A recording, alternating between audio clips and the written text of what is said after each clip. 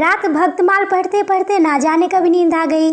कैसे कैसे महात्मा थे जिनके लिए भगवत प्रेम ही सब कुछ था, इसी में मग्न रहते थे। ऐसी भक्ति बड़ी तपस्या से मिलती है। क्या मैं वह तपस्या नहीं कर सकती? इस जीवन में और कौन सा सुख रखा है आभूषणों से जिसे प्रेम हो जाने। यहाँ तो इनको देखकर आंखें फूटती है। धन दौलत पर जो प्राण देता है वह जाने। यहाँ तो इसका नाम सुनकर जोर सा चढ़ जाता है। कल पगली सुशीला ने कितनी उमंगों से मेरा सिंगार किया था, कितने प्रेम से बालों में फूल गूंथे, कितना मना करती रही, ना माने। आखिर वही हुआ जिसका मुझे भय था। जितनी देर उसके साथ हंसी थी उससे कहीं ज़्यादा रोई।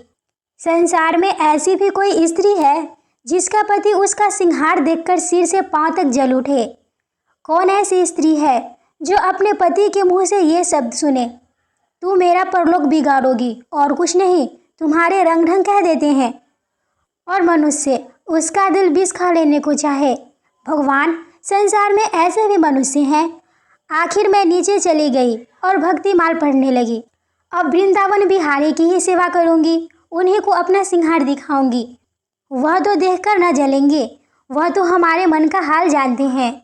भगवान, मैं अपने मन को कैसे समझाऊं? तुम अंतर्यामी हो, तुम मेरे रोम रोम का हाल जानते हो। मैं चाहती हूँ कि उन्हें अपना इष्ट समझो, उनके चरणों की सेवा करो, उनके इशारे पर चलो। उन्हें मेरी किसी बात से, किसी व्यवहार से नाम मात्र का भी दुख ना हो। वह निर्दोष है। जो कुछ मेरे भाग्य में था वह हुआ। न उनका दोष है न माता पिता का, सारा दोष मेरे नसीबों का ही है। लेकिन यह सब जानते हुए भी जब उन्हें आते देखती हूँ तो मेरा दिल बैठ जाता है। मुंह पर मुर्दनी सी छा जाती है, सिर भारी हो जाता है।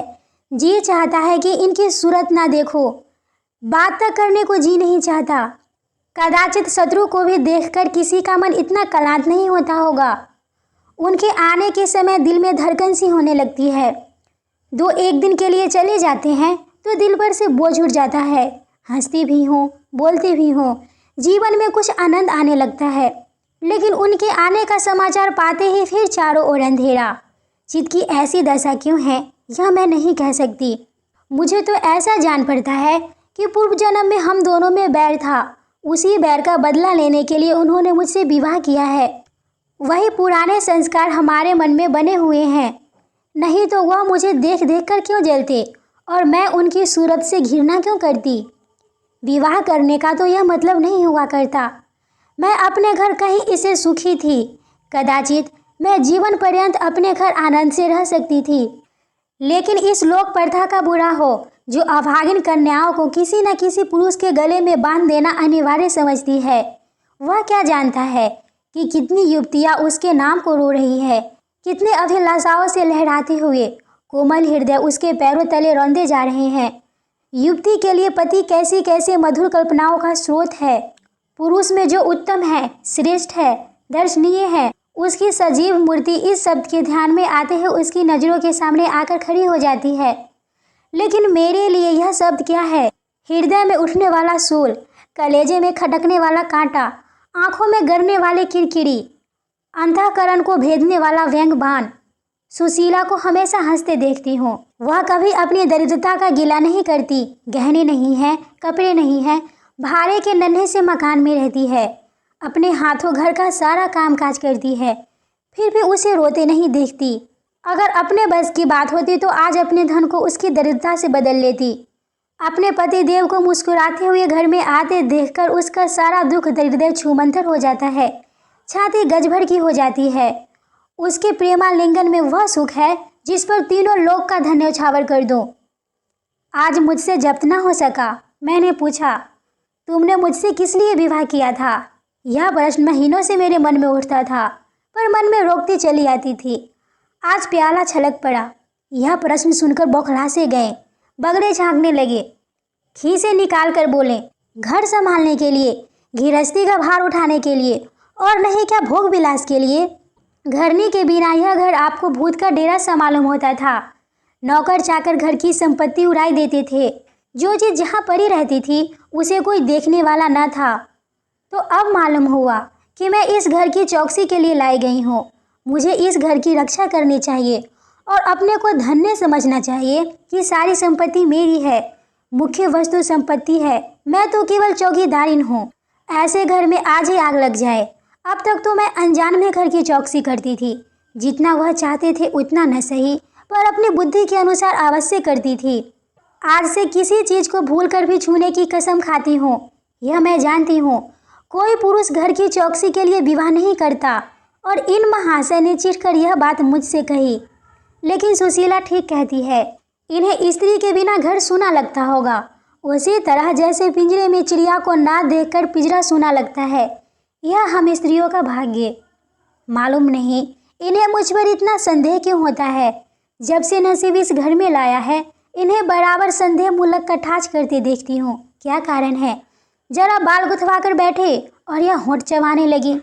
कहीं जाती नहीं, कहीं आती नहीं, किसी से बोलती नहीं, फिर भी इतना संदेह। यह अपमान असहनीय है। क्या मुझे अपनी आबरू प्यारी नहीं? यह मुझे इतनी छिछोरी क्यों समझते हैं? इन्हें मुझ पर संदेह करते लज्जा भी नहीं आती। काना आदमी किसी को हंसते देखता है तो समझता है कि लोग मुझी पर हंस रहे हैं। शायद इन्हें भी यही वहम हो गया है कि मैं इन्हें चिढ़ाती हूँ। अपने अधिकार के बाहर से बाहर कोई काम कर बैठने से कदाचित हमारे चित्त की यही वृत्ति हो जाती है। भिक्षुक राजा की गद्दी पर बैठकर चैन की नींद नहीं सो सकता।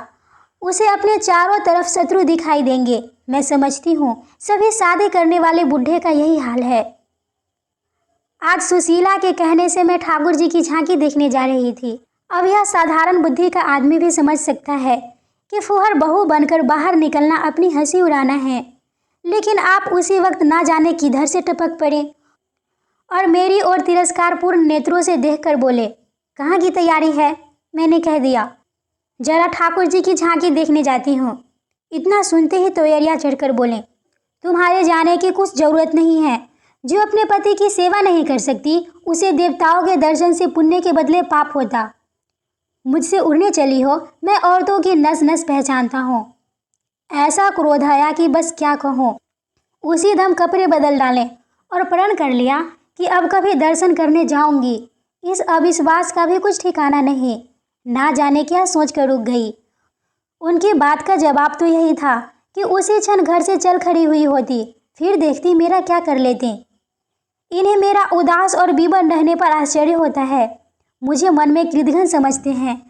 अपने सपने में इन्होंने मरे से विवाह करके शायद मुझ पर एहसान किया है। इतनी बड़ी जायदाद और विशाल संपत्ति की स्वामिनी होकर मुझे फूले ना समाना चाहिए था। आठों पहर इनका यशगान करते रहना चाहिए था। मैं यह सब ना करके उल्टे और मुंह लटकाए रहती हूँ। कभी कभी बेचारे पर दया आती है। यह नहीं समझते कि नारी जीवन में कोई ऐसी वस्तु भी है जिसे देखकर उसकी आंखों में स्वर्ग भी नरक तुल्य हो जाता है। 3 दिन से बीमार है। डॉक्टर कहते हैं कि बचने की कोई आशा नहीं, निमोनिया हो गया है। पर मुझे ना जाने क्यों इनका गम नहीं है। मैं इतनी वर्ज हृदय कभी न थी। ना जाने वह मेरी कोमलता कहाँ चली गई। किसी बीमार की सूरत देखकर मेरा हृदय करुणा से चंचल हो जाता था। मैं किसी का रोना नहीं सुन सकती थी। वही मैं हूँ कि आज 3 दिन से उन्हें बगल के कमरे में पड़े कहारते सुनती हूँ और एक बार भी उन्हें देखने न गई। आंखों में आंसू का जिक्र ही क्या। मुझे ऐसा मालूम होता है इनसे मेरा कोई नाता ही नहीं है। मुझे चाहे कोई पिचासनी कहे, चाहे उल्टा, पर मुझे तो यह कहने में लेस मात्र भी संकोच नहीं है कि इनकी बीमारी से मुझे एक प्रकार का ईर्ष्या में आनंद आ रहा है। इन्होंने मुझे यहाँ कारावास दे रखा था। मैं इसे विवाह का पवित्र नाम नहीं देना चाहती। यह कारावास ही है। मैं इतनी उदार नहीं हूँ कि जिसने मुझे कैद में रखा हो उसकी पूजा करूँ, जो मुझे लात से मारे उसका पैर चूमूं। मुझे तो मालूम हो रहा था ईश्वर इन्हें इसका पाप का दंड दे रहे हैं। मैं निसंकोच होकर कहती हूँ कि मेरा इनसे विवाह नहीं हुआ है। स्त्री किसी के गले बांध दिए जाने से उसकी विवाहिता नहीं हो जाती। वही संयोग विवाह का पद पा सकता है जिसमें कम से कम एक बार तो हृदय प्रेम से पुलकित हो जाए। सुनती हूँ महाशय अपने कमरे में पड़े पड़े मुझे कोसा करते हैं। अपनी बीमारी का सारा बुखार मुझ पर निकालते हैं। लेकिन यहाँ इसकी परवाह नहीं। जिसका जी चाहे जायदाद ले ले, धन ले ले, मुझे इसकी ज़रूरत नहीं। आज 3 दिन हुए मैं विधवा हो गई। कम से कम लोग यही कहते हैं, जिसका जो जी चाहे कहे। पर मैं अपने को जो कुछ समझती हूँ वह समझती हूँ। मैंने चूड़ियाँ नहीं तोड़ी, क्यों तोड़ूं, क्यों तोड़ूं? मांग में सिंदूर पहले भी ना डालती थी, अब भी नहीं डालती। बूढ़े बाबा का क्रियाक्रम उनके सुपुत्र ने किया। मैं पास न भटकी। घर में मुझ पर मनमानी आलोचनाएं होती है। कोई मेरे गूंथे हुए बालों को देखकर नाक सिकोड़ता है, कोई मेरे आभूषणों पर आंख मटकाता है। यहाँ इसकी चिंता नहीं। उन्हें चिढ़ाने को भी मैं रंग बिरंगी साड़ियाँ पहनती हूँ और भी बनती संवरती हूँ। मुझे जरा भी दुख नहीं है। मैं तो कैद से छूट गई।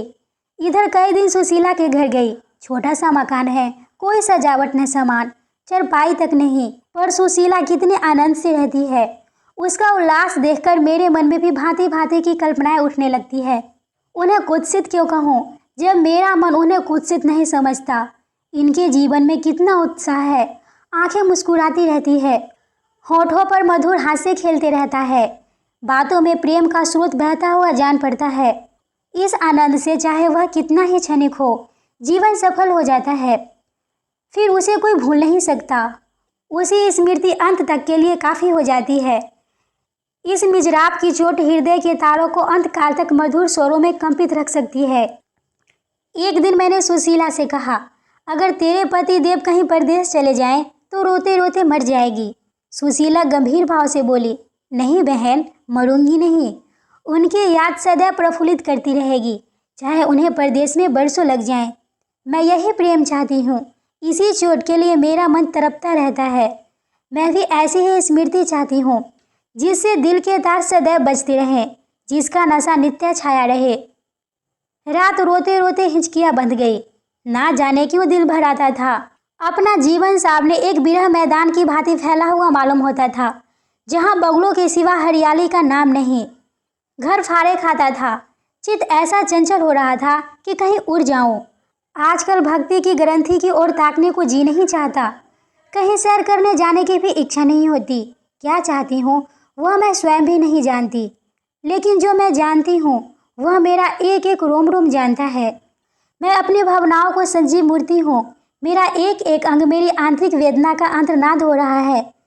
मेरे चित्त की चंचलता उस अंतिम दशा में पहुँच गई है जब मनुष्य को निंदा की न लज्जा रहती है और न भय। जिस लोभी स्वार्थी माता पिता ने मुझे कुएं में ढकेला, जिस पाषाण हृदय प्राणी ने मेरा मांग में सिंदूर डालने का स्वांग किया, उनके प्रति मेरे मन में बार बार दुष्ट कामनाएं उठती है। मैं उन्हें लज्जित करना चाहती हूँ। मैं अपने मुंह में कालिख लगाकर उनके मुंह में कालिख लगाना चाहती हूँ। मैं अपने प्राण देकर उन्हें प्राण दंड दिलाना चाहती हूँ। मेरा नारित्व लुप्त हो गया है। मेरे हृदय में प्रचंड ज्वाला उठी है। घर के सारे आदमी सो रहे थे। मैं चुपके से नीचे उतरी, द्वार खोला और घर से निकली। जैसे कोई प्राणी गर्मी से व्याकुल होकर घर से निकले और किसी खुली हुई जगह की ओर दौड़े। उस मकान में मेरा दम घुट रहा था। सड़क पर सन्नाटा था। दुकानें बंद हो चुकी थी। सहसा एक बुढ़िया आती हुई दिखाई दी। मैं डरी, कहीं यह चुड़ैल ना हो। बुढ़िया ने मेरे समीप आकर मुझे सिर से पांव तक देखा और बोली, किसकी राह देख रही हो? मैंने चिढ़ कर कहा, मौत की। बुढ़िया, तुम्हारे नसीबों में तो अभी जिंदगी के बड़े बड़े सुख भोगने लिखे हैं। अंधेरी रात गुजर गई, आसमान पर सुबह की रोशनी नजर आ रही है। मैंने हंसकर कहा, अंधेरे में भी तुम्हारी आंखें इतनी तेज है कि नसीबों की लिखावट पढ़ लेती हो। बुढ़िया, आंखें से नहीं पढ़ती बेटी, अकल से पढ़ती हूँ। धूप में चूरे सफ़ेद नहीं किए हैं। तुम्हारे दिन गए और अच्छे दिन आ रहे हैं। हंसो मत बेटी, यही काम करते इतनी उम्र गुजर गई। इसी बुढ़िया की बदौलत जो नदी में कूदने जा रही थी, वो आज फूलों की सेज पर सो रही है। जो जहर का प्याला पीने को तैयार थी, वो आज दूध की कुल्लियाँ कर रही है। इसीलिए इतनी रात गए निकलती हूँ कि अपने हाथों किसी अभागिन का उद्धार हो सके तो करूँ। किसी से कुछ मांगते नहीं। भगवान का दिया सब कुछ घर में है। केवल यही इच्छा है उन्हें धन। जिन्हें संतान की इच्छा है उन्हें संतान। बस और क्या कहूँ। वह मंत्र बता देती हूँ, जिसकी जो इच्छा है वह पूरी हो जाए। मैंने कहा, मुझे न धन चाहिए न संतान। मेरी मनोकामना तुम्हारे बस की बात नहीं है। बुढ़िया हंसी। बेटी, जो तुम चाहती हो वह मैं जानती हूँ। तुम वह चीज़ चाहती हो जो संसार में होते हुए स्वर्ग की है, जो देवताओं के वरदान से भी ज़्यादा आनंदप्रद है, जो आकाश कुसुम है, गुलर का फूल है और अमावस का चांद है। लेकिन मेरे मंत्र में वह शक्ति है जो भाग्य को भी संवार सकती है। तुम प्रेम की प्यासी हो। मैं तुम्हें उस नाव पर बैठा सकती हूँ जो प्रेम के सागर में प्रेम के तरंगों पर कीरा करती हुई तुम्हें पार उतार दे। मैंने उत्कंठित होकर पूछा, माता तुम्हारा घर कहाँ है? बहुत नज़दीक है बेटी, तुम चलो तो मैं अपनी आंखों पर बैठा कर ले चलूँ। ऐसा मालूम हुआ कि यह कोई आकाश की देवी है। उसके पीछे पीछे चल पड़ी। आह, वह बुढ़िया जिसे मैं आकाश की देवी समझती थी नरक की डायन निकली। मेरा स्वर नाश हो गया। मैं अमृत खोजती थी, बिस्मिल्लाह, निर्मल स्वच्छ प्रेम की प्यासी थी, गंदे विषाक्त नाली में गिर पड़ी। वह वस्तु न मिलनी थी, न मिली। मैं सुशीला सा सुख चाहती थी, कुलटाओं की विष वासना नहीं। लेकिन जीवन पथ में एक बार उल्टी राह चलकर फिर सीधे मार्ग पर आना कठिन है। लेकिन मेरे अधःपतन का अपराध मेरे सिर नहीं, मेरे माता पिता और उस बूढ़े पर है जो मेरा स्वामी बनना चाहता है। मैं यह पंक्तियाँ न लिखती, लेकिन इस विचार से लिख रही हूँ कि मेरी आत्मकथा पढ़कर लोगों की आंखें खुले। मैं फिर कहती हूँ कि अभी अपनी बालिकाओं के लिए मत देखो धन, मत देखो जायदाद, मत देखो कुलीनता, केवल वर देखो। अगर उसके लिए जोरा का वर नहीं पा सकते तो लड़की को कुंवारी छोड़ दो, जहर देकर मार डालो, गला घोंट डालो, पर किसी बूढ़े घुसट से मत ब्याह हो।